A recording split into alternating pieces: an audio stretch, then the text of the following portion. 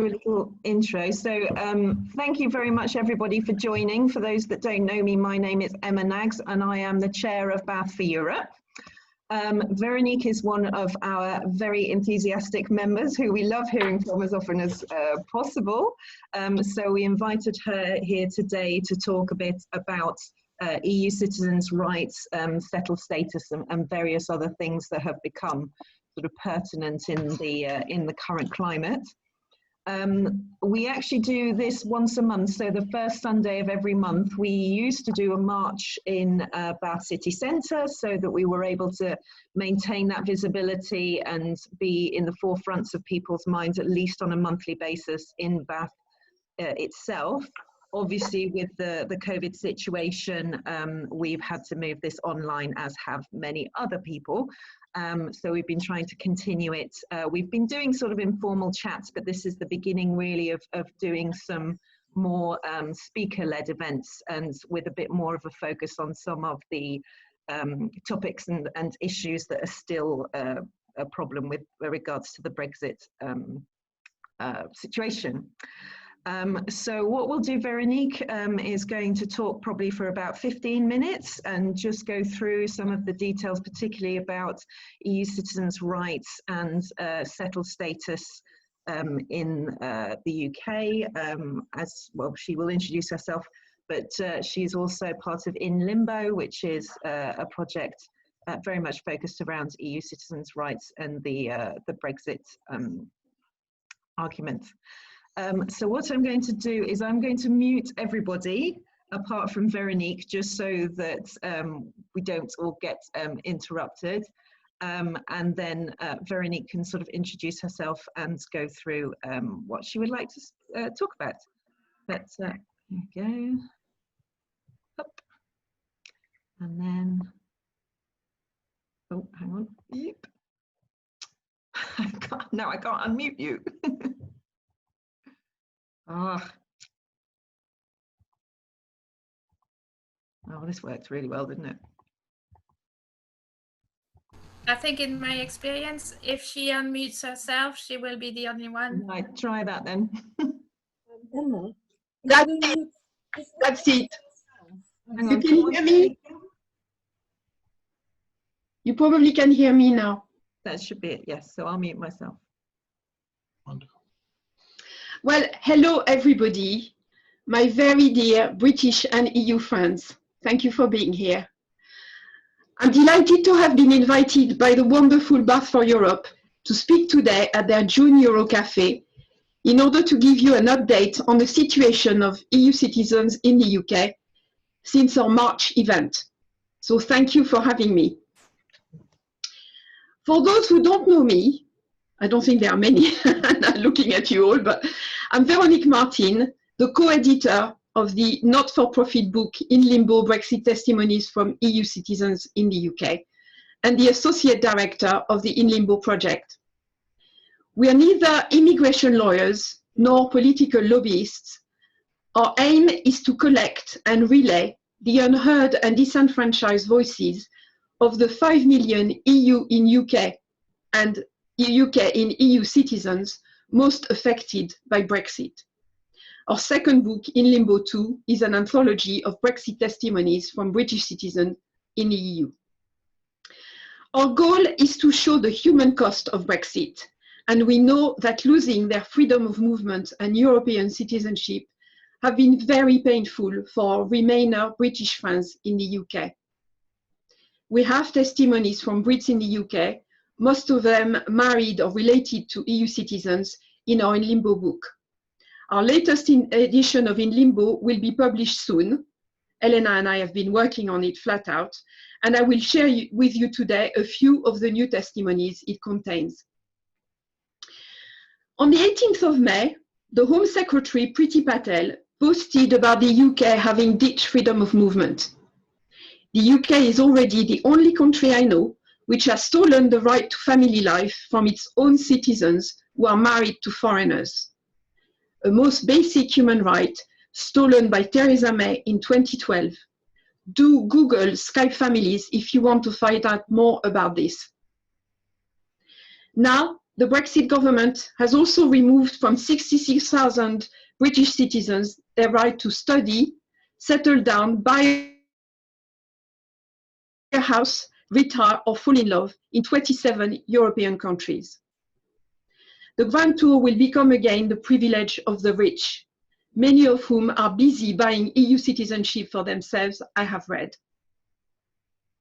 Although we're all more than aware of the end of freedom of movement, Priti Patel's triumphalist announcement felt like a further blow, a further betrayal for those of us who have cherished that freedom, those who have defined their life and even their identity on what that freedom offered and meant.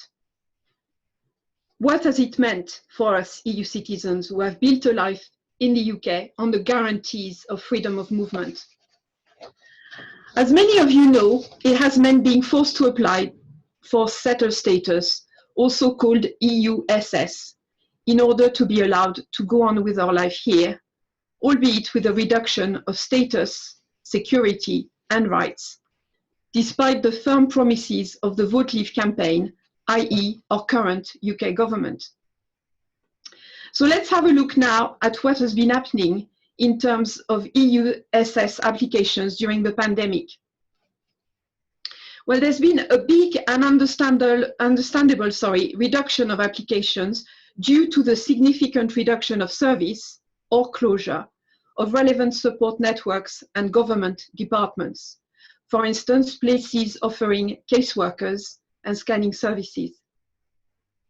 But these government departments and support networks are reopening now, so the applications can start again and the backlog should clear in time too.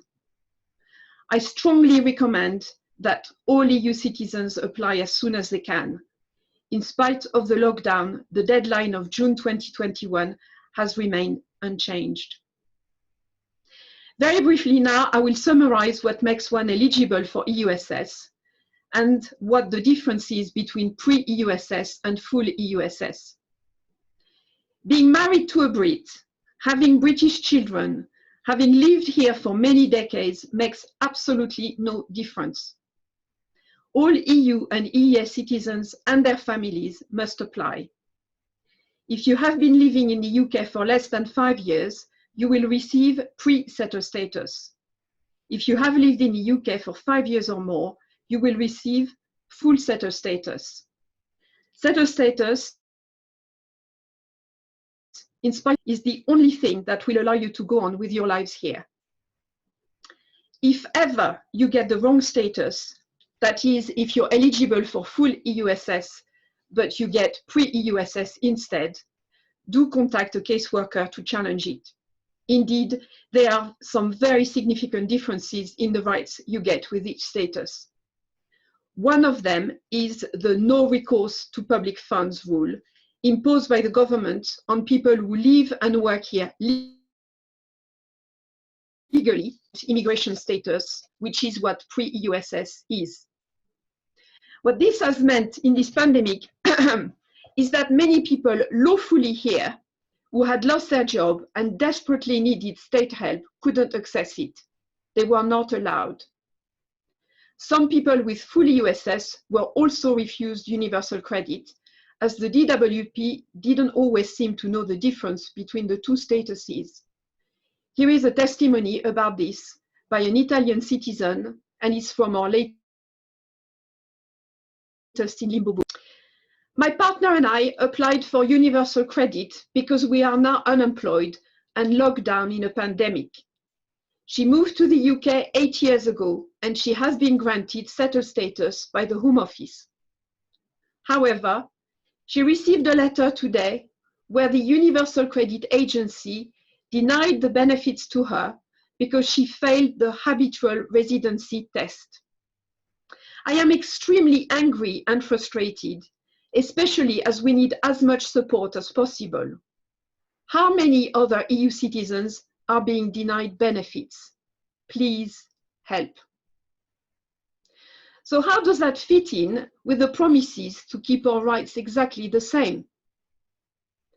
Our two main ongoing concerns about EUSS are, first, the fact that the government is refusing to give us a physical proof of our immigration status, a card proving we have settled status. This lack of physical proof leads already to discrimination for jobs and accommodation. Here is one of several testimonies on that subject from our latest edition of In Limbo. It comes from an Austrian citizen. I had applied for a job and everything was going smashing. The feedback received could not have been more glowing. I was really excited because I really liked the company and the people working there. However, I received a call yesterday confirming the positive feedback, but in a nutshell, telling me they will take 2 British candidates forward because, I quote, "It's less risky." I was floored, as you might imagine. I am dreading future applications as my EU citizenship might be the reason I will end up unemployed. Can't even speculate what this would mean for my right to stay. While the government is making it hard for us to work and live here, Boris Johnson, after telling us last December that we had used the UK as our home for too long, has this week been begging EU workers to come back to the UK. Imagine my dismay when I read this headline on Twitter. "We want you back." Boris Johnson urges EU workers to return to UK to help the economy. What on earth does he want? Of course, his invitation no longer comes on the fair and equal terms of freedom of movement, but instead on the punitive post-Brexit terms of his government's hostile environment. Our second ongoing concern is about those who will fall through the net and will not have managed to apply for EUSS before the deadline in June 2021. These people will become immediately illegal, which means in the hostile environment created by Theresa May and hardened by Priti Patel, that they will lose everything and may even be deported. That was confirmed by Minister Brandon Lewis in October last year. And this is why settled status being a non-declaratory system is such a big problem. Indeed, the government's refusal to allow us to assert our right to be here through a declaratory system means that, and I'm quoting here from an official parliamentary text published on the 14th of January 2020, under the EUSS, people who don't apply will have no immigration status, and critics are concerned about vulnerable people who fail to apply. Many EU citizens are still unaware of needing to apply for EUSS, as these 2 testimonies from our latest In Limbo book explain.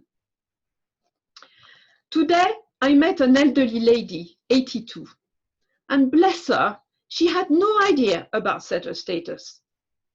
She thought she doesn't have to do anything because she was married to a British man, has a British son, bought a house here, and has been in the UK for a very long time. I am very worried about the lack of information elderly people are receiving about settled status. The second testimony is from a Polish citizen. In Bradford, giving advice to EU citizens on settled status, I spoke to at least 3 people who had never heard of it. I've spoken to 248 people overall, and 209 had never heard of settlement status. I started carrying out a survey about this for our Polish community in Bradford, and in April 2020, only 5,360 Poles out of over 14,000 had applied and obtained settled status. The answers I received made me feel sick about how Polish people in the UK feel. We need to figure out how to reach the most vulnerable. So my advice to EU citizens is to apply for EUSS as soon as you can. Also, and that's for all of us, when you meet EU citizens, please do try to ask them if they have applied for EUSS in order to go on with their life in the UK post June 2021. Thank you all for doing that.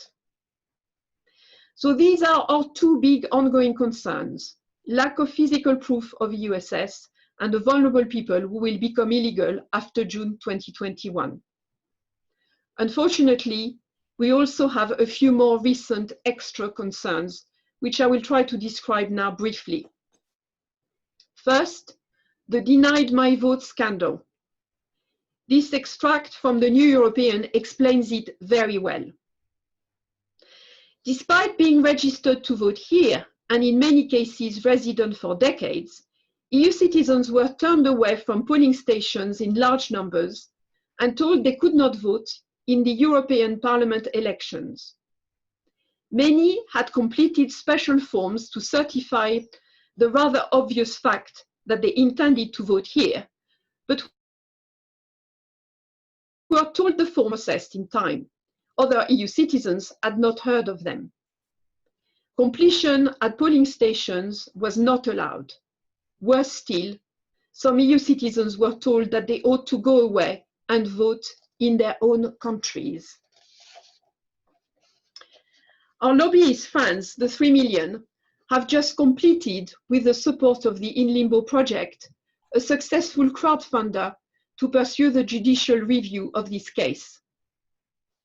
Even if it happened last year and there are no longer any EU elections here, everyone interested in democracy should follow this case carefully.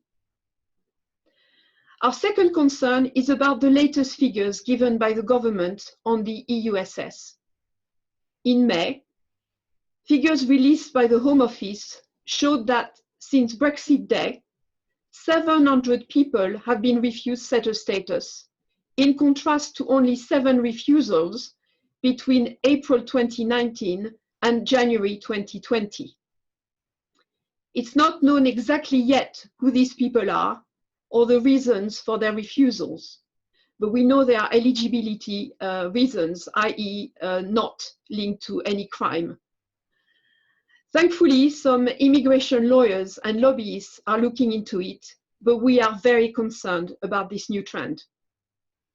And finally, the latest blow for us came when Priti Patel changed the rules on eligibility for EU citizens to become British. On the 14th of May 2020, with no fanfare, a rule was added by the Home Office stipulating that, unlike what they had told us, what we had been told, settled status would no longer be considered sufficient proof of legal residence in the UK for EU nationals applying for British citizenship. Indeed, the Home Office has reintroduced, as a condition for citizenship, the controversial comprehensive sickness insurance clause that had made applying for permanent residency impossible for many of us, me included, before it was removed for EUSS. It will affect all students and so-called self-sufficient people from now on. But we are also concerned about those in these categories who have sent their citizenship application before the rule change and are waiting for an answer, as the Home Office is known for imposing rules retrospectively. This has meant more stress and heartbreak for many of us, including me and my friend Cozy, a German citizen married to a Brit, who has been a stay-at-home mom looking after their 3 children and who falls in the category of being self-sufficient. This is her testimony. We knew it was a possibility that the Home Office would move the goalposts again and revert to checking comprehensive sickness insurance. But it hurts that I cannot have the same citizenship as my children because I stayed at home to raise them. With a government that has proved again and again to have no word or humane priorities, I'm feeling dark about my beloved UK and very fearful for myself and my fellow EU citizens, many of whom are the key workers this country has been clapping for until recently. I'm sorry if this little speech has turned out to be a grim tale of woe, but my conclusion today is not all gloom and doom. My conclusion is that we can't give up. We have no choice but to fight on. Many of us, Brits and Europeans alike, are feeling exhausted and beaten. It's all been such an uphill struggle. But we still have one another, and I can tell you the support and friendship of our British friends have never been more precious to us. When you show the EU citizens around you that you're on their side, be assured it makes a world of difference to them. Even in dark and toxic times, we can create the positive atmosphere we crave in our local dealings with one another. And I believe it's from local initiatives that we will manage to reclaim the UK's main narrative.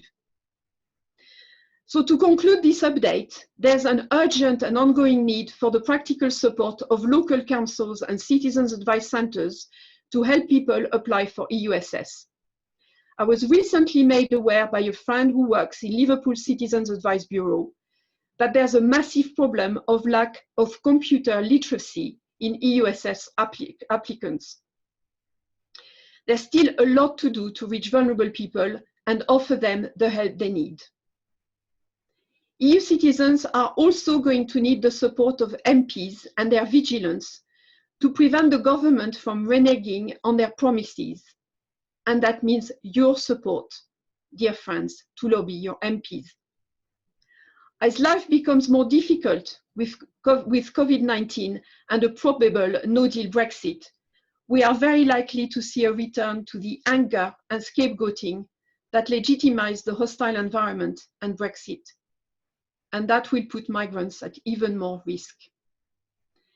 Bath for Europe have been incredibly supportive of us EU citizens, and I am deeply grateful to them. Thank you, my dear friends.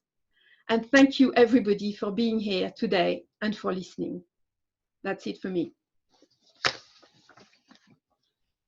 Well done, Veronique. Thank you very much. That was a really interesting talk and obviously covered a lot of points. It was great. Thank you.